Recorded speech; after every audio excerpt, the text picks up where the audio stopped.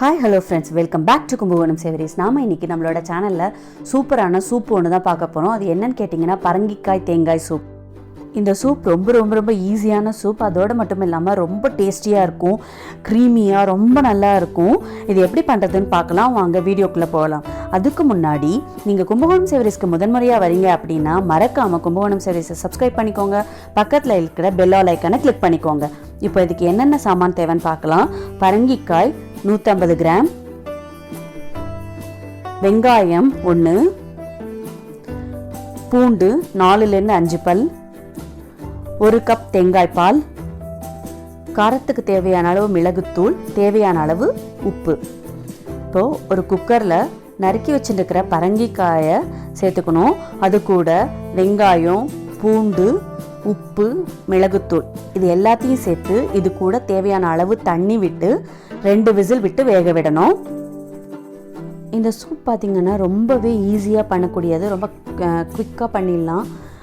அதோடு மட்டும் இல்லாமல் குழந்தைங்க ரொம்ப விரும்பி சாப்பிடுவாங்க. ஏன்னா இந்த பரங்கிக்காயும் தேங்காயும் சேர்றதுனால இதில் ஒரு ஸ்வீட்னஸ் இருக்கும்.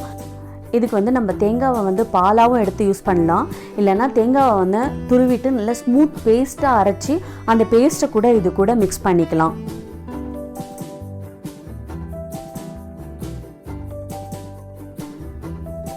இப்போ பார்த்திங்கன்னா நல்லா வெந்த காயை ஒரு மிக்சி பவுலுக்கு மாற்றிட்டு நல்லா பேஸ்ட்டாக அரைச்சிக்க போகிறேன். அந்த தண்ணியை வேஸ்ட் பண்ண வேண்டாம், அந்த தண்ணி விட்டே கூட அரைச்சிக்கலாம். நாம் இப்போது ஒரு பாத்திரத்தில் அந்த அரைச்ச பேஸ்ட்டை விட்டுண்டு நல்லா சிம்லேயே தான் இருக்கணும், ஹை ஃப்ளேம் வேண்டாம், லோ ஃப்ளேம்லேயே வச்சுக்கோங்க. இப்போது அது கூட நம்ம அரைச்சி வச்சுருக்கோம் இல்லையா தேங்காய் பால், அதை நம்ம அந்த பேஸ்ட் கூட மிக்ஸ் பண்ண போகிறோம். மிக்ஸ் பண்ணிவிட்டு ஜஸ்ட் அந்த தேங்காய் பால் மிக்ஸ் பண்ணதுக்கு அப்புறமா லைட்டாக சூடானால் போகிறோம், குடிக்கிற சூடு வந்தால் போகிறோம். அதுக்கு மேலே தேங்காய் பால் சேர்த்ததுக்கு அப்புறமா கொதிக்க விட வேண்டாம்.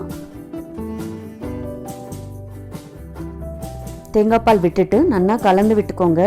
விட்டுன்ட்டு ஒரு 2 நிமிஷம் சிம்மில் இருந்தால் போகிறோம். இது பாருங்கள், தேங்காய் பால் விட்டவுடனே ரொம்ப க்ரீமியாக இருக்குது, கலர்ஃபுல்லாகவும் இருக்குது. இது ரொம்பவே ஹெல்தியான ஒரு சூப்பு. இதை உங்கள் வீட்லையும் ட்ரை பண்ணி பாருங்கள். ட்ரை பண்ணி பார்த்துட்டு எப்படி இருந்தது அப்படிங்கிறத எங்களுக்கு கமெண்ட் செக்ஷனில் கமெண்ட் பண்ணுங்கள். அதோடு மட்டும் இல்லாமல் இந்த வீடியோ பிடிச்சிருந்தது அப்படின்னா லைக் பண்ணுங்கள். உங்களோட ஃப்ரெண்ட்ஸ் கூடயும் ரிலேட்டிவ்ஸ் கூடயும் ஷேர் பண்ணிக்கோங்க. மறக்காமல் நம்மளோட கும்பகோணம் சேவரிஸை சப்ஸ்கிரைப் பண்ணிக்கோங்க. இந்த வீடியோவை கடைசி வரைக்கும் பார்த்ததுக்கு ரொம்ப நன்றி.